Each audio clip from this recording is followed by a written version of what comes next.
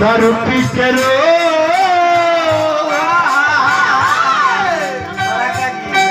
घरे आवे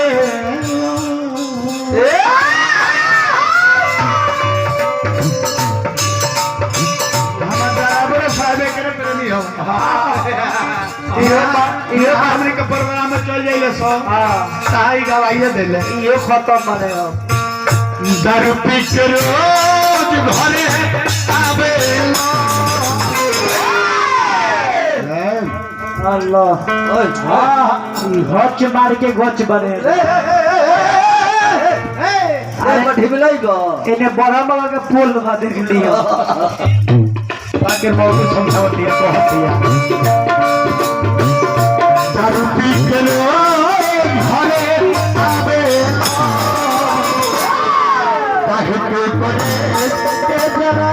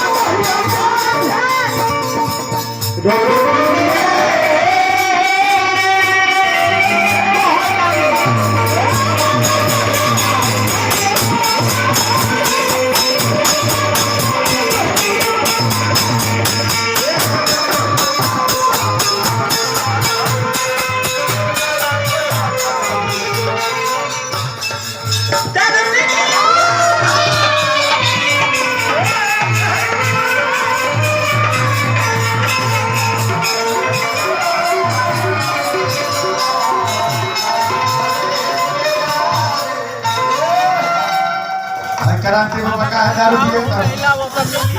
अभी बंद करना जीतू बाबू का तरफ से बड़ा पुरस्कार मारुति बाबा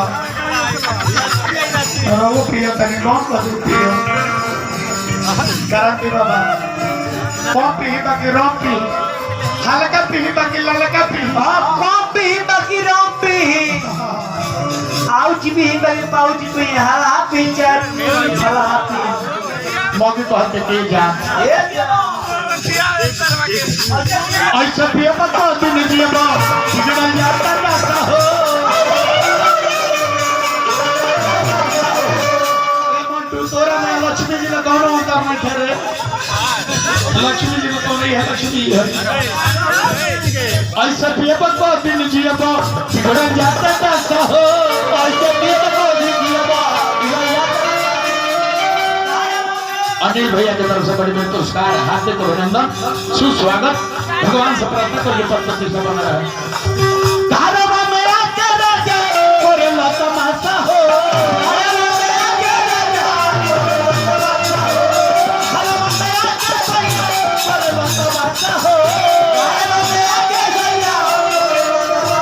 अरे माई रे कितना बात बने रे भाई विशाल भाई भैया ने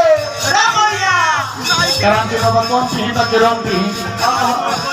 मारुति बाबा अच्छी तरीके और वो कौन पी बाकी रोम पी हल्का पी बाकी ललका पी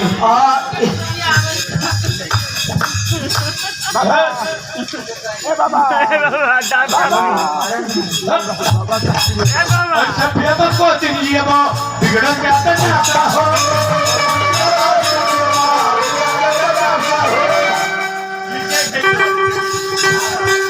ये लक्ष्मी हरवा माया के राजा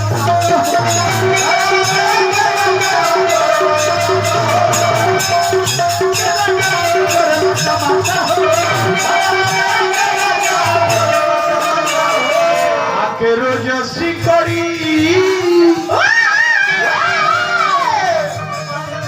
भाई देख छपरा जी का देख भाई आपके रोज चिकड़ी मजा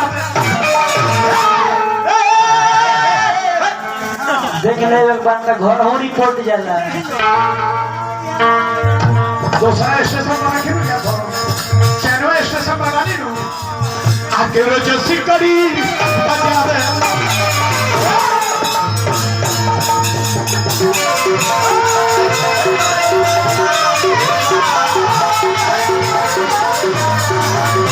रोज सिकड़ी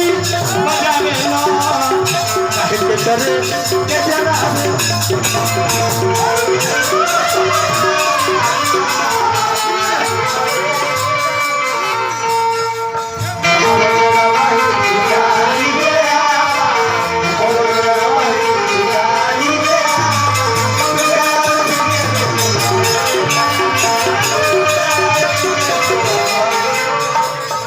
लगही सुनाइए हमरो के लगही सुनाइए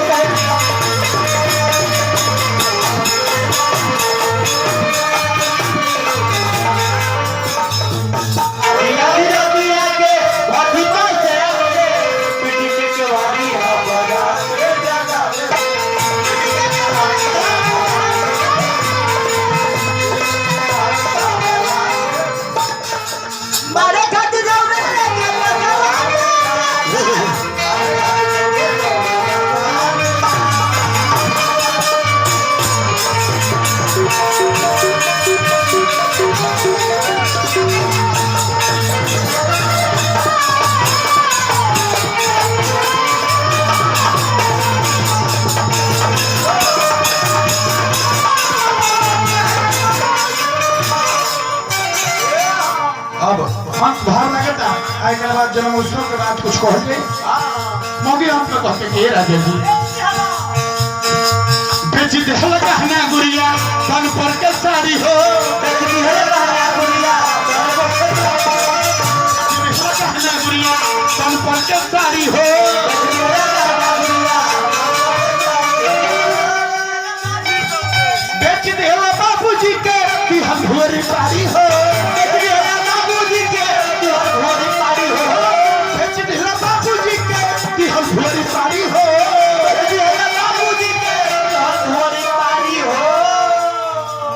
अरे मास्टर मुन्ना अरे कौन मुन्ना बलिया वाले बाबू बलिया अरे फेफड़ा बाजार करो होता मास्टर मुन्ना तू सिखावे ना के करे के जरा के करे के जरा कागती मारी सब झावे ना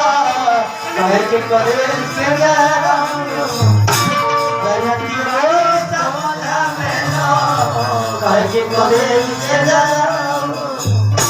कहे ना तू रानू समझावे ना कहे के करे से जरा कहे ना तू छोटू समझावे ना कहे के करे से जरा कहे ना तू जीतू समझावे ना कहे ना तू माई समझावे ना माई माई दिया के भाई आई हस